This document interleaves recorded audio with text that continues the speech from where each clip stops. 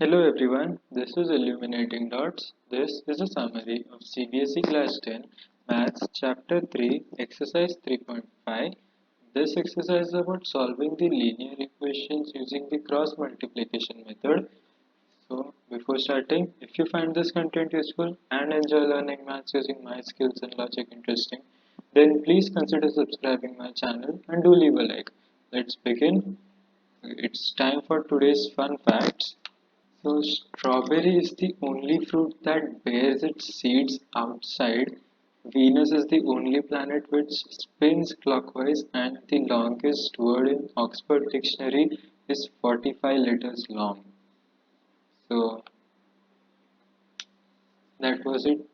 So, let's begin with the exercise now. In the part 1, we solved till the third question. So, we'll start with the fourth question now. So, the statement questions, as usual, I will be converting the statements into equations and you will have to solve the equations by yourself.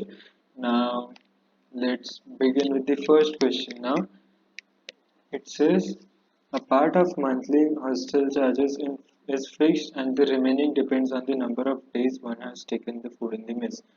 When a student A takes food for 20 days, she has to pay rupees 1000 as hostel charges, whereas a student B who takes food for 26 days pays rupees 100 and 1180 as hostel charges. Find the fixed charges and the cost of food per day. Okay, so we have this here. We will assume that let fixed charges be rupees X and cost of food per day be rupees Y. I hope, okay, so this sum is repeated in this chapter like for the third time. So I hope you all know how to solve this. So just try it by yourself before seeing this video. Otherwise, you can just resume the video afterwards. Now it says student A takes food for 20 days and student B takes food for 26 days. Okay, so this is simple again. What we have to do, X, that is fixed charges, we add that with, so so for student A's case, what we do is we add the fixed charges, that is rupees X, with the total number of days she has taken the food, which is 20 days. So 20y, cause cost of food per day is y, is equals to 1000 rupees. And the next part is student B. So student B takes the food for 26 days. That is the fixed charges rupees X plus 26 days, that is 26y, and is equals to 1180. So these are the equations. You have to solve them using the cross multiplication method, because we are solving this exercise using the cross multiplication method. So yeah, just keep that in mind. You otherwise in the question paper you can solve it by any method. You have no limits there. You can solve it by substitution method, elimination method, or cross multiplication method. But in this exercise, since this is a cross multiplication method exercise, you have to solve it by that only. Now this question is done here, the first question.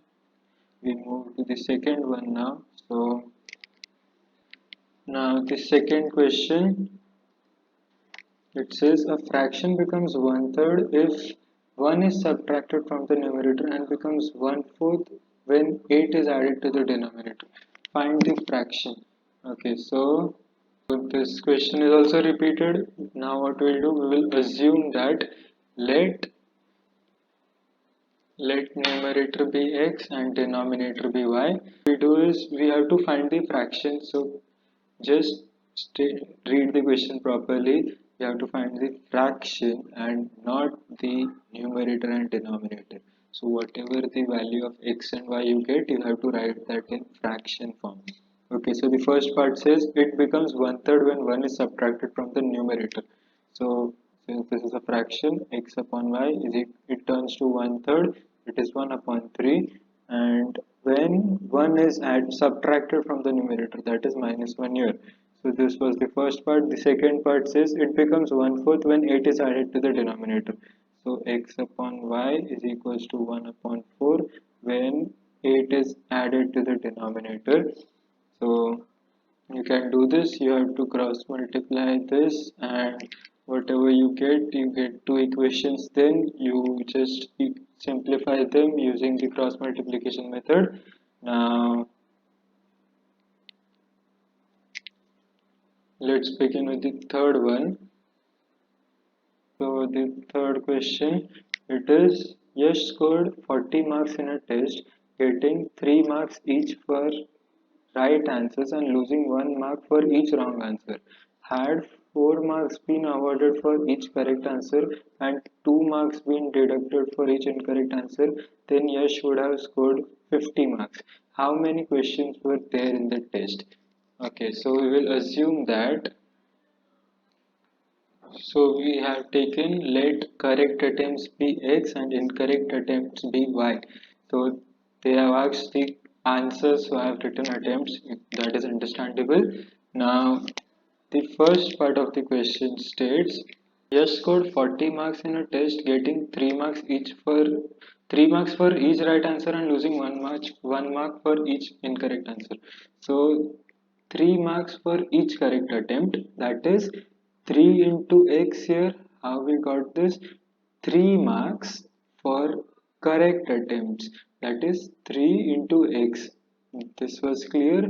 Now he lost 1 mark for the incorrect attempts. So since he lost 1 mark, we will subtract it with the total incorrect attempts, that is y.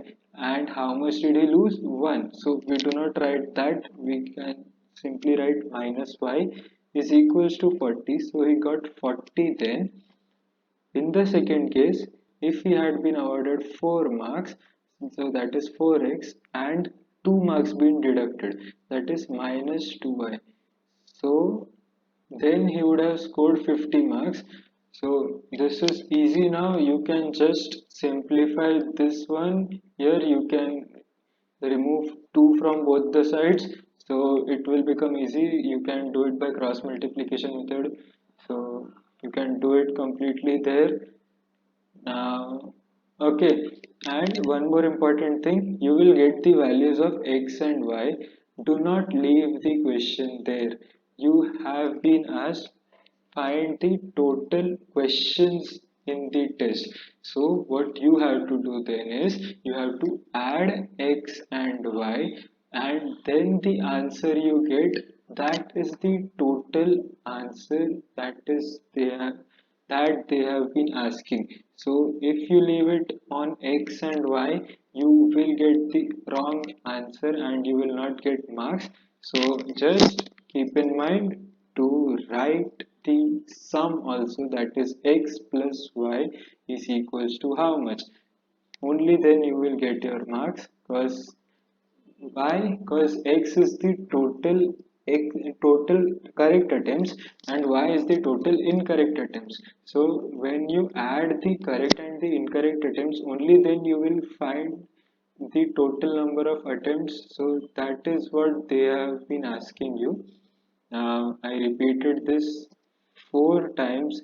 So just keep that in mind because this is very important. If you do not write that, you will lose marks, because that is why I have been telling you this many times.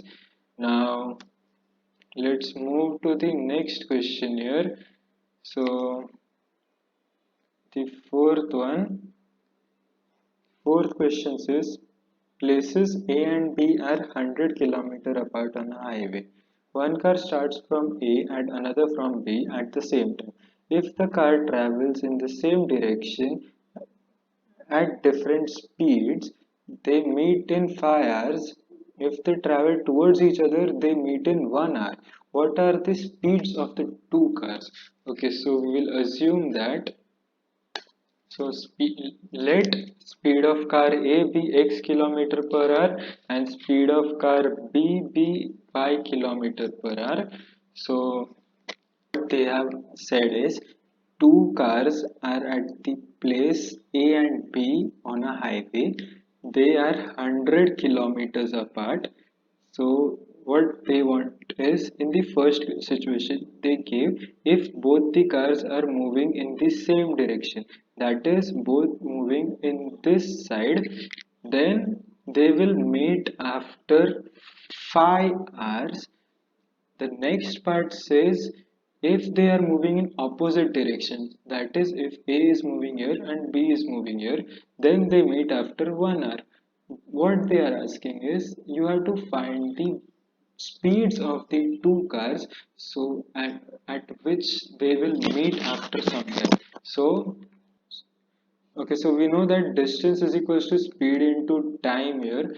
What we do now, we just do simple things here. So since the speed is x kilometer per hour, this is for car A. This speed is x kilometer per hour and the time is 5 hours.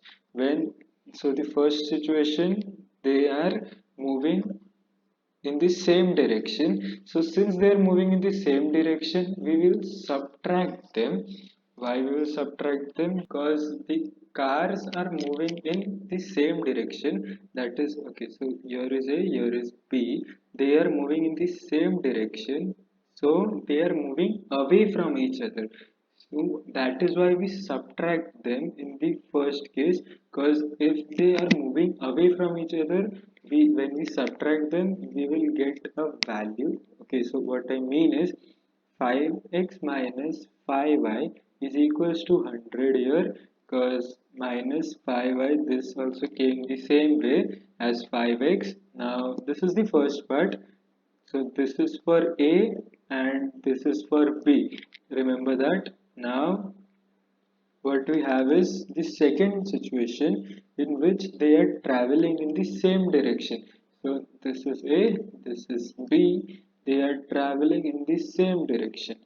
Okay, so here they meet after 1 hour.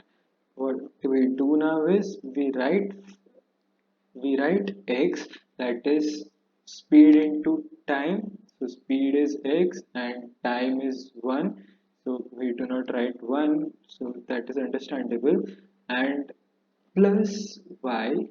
Why do we add now? Because now A and B, they are moving towards each other.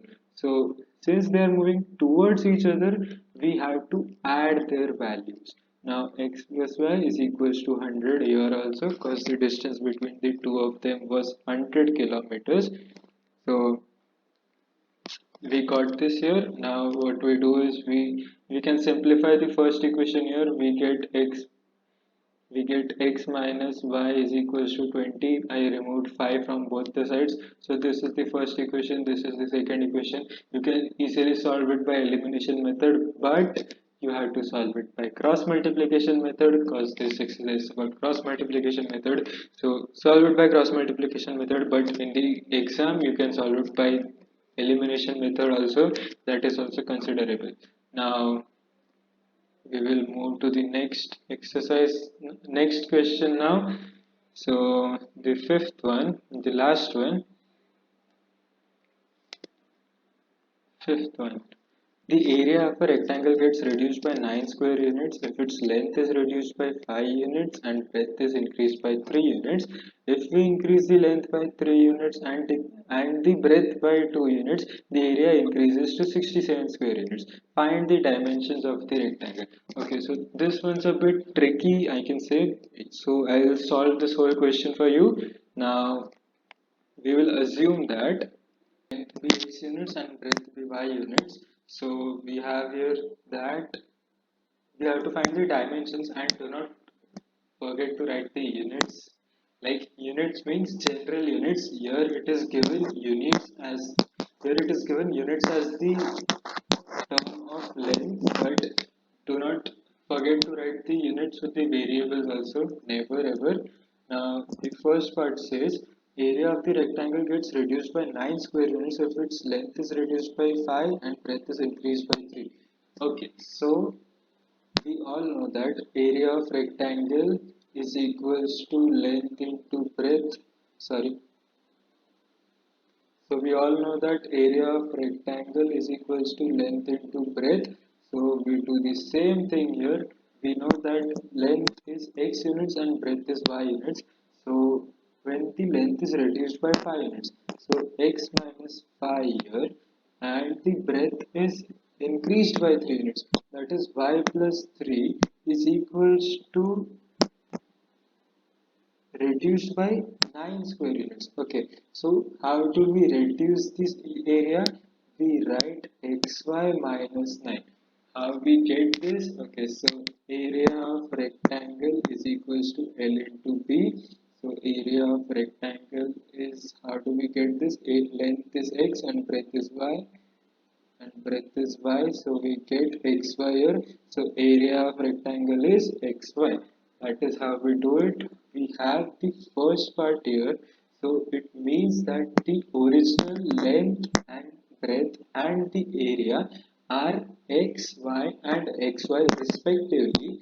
So hence when we reduce the area also, we subtract it from xy. That's simple as that.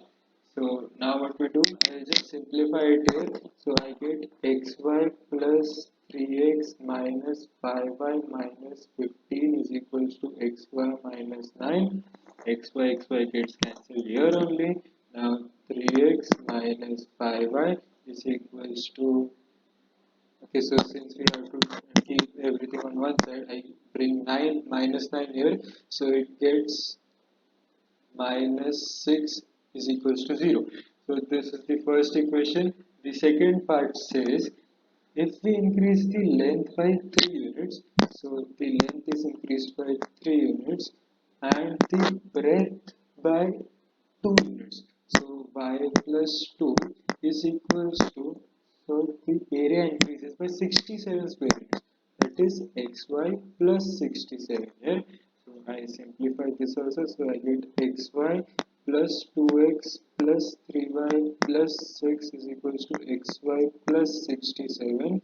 So xy gets cancelled. So I have 2x plus 3y plus, sorry, minus 61 is equals to 0. I am skipping few steps, don't worry about it. You do not have to skip any of these steps, because if you skip any step you will lose marks. So do not do what I am doing exactly. Just find the, just look at how to solve this kind of sums and not do it as it is as I am doing, until and unless you do not have to lose any marks. That's the condition. That's it. Now I have the two equations here. You, okay, so I assume that since I have the two equations, you do not, I won't be solving it ahead because you can solve it by yourself. Now, this was the most tricky part which I solved it for you. So, you can solve the equations by yourself. You do not need my help either. So, yeah, that was it, I guess. Yeah, so this exercise is over. Now, if you have any doubt, do comment below, and also you can mail me if you want. I have given my mail in the description. Do check it out, and yeah, that was it. Thanks for watching.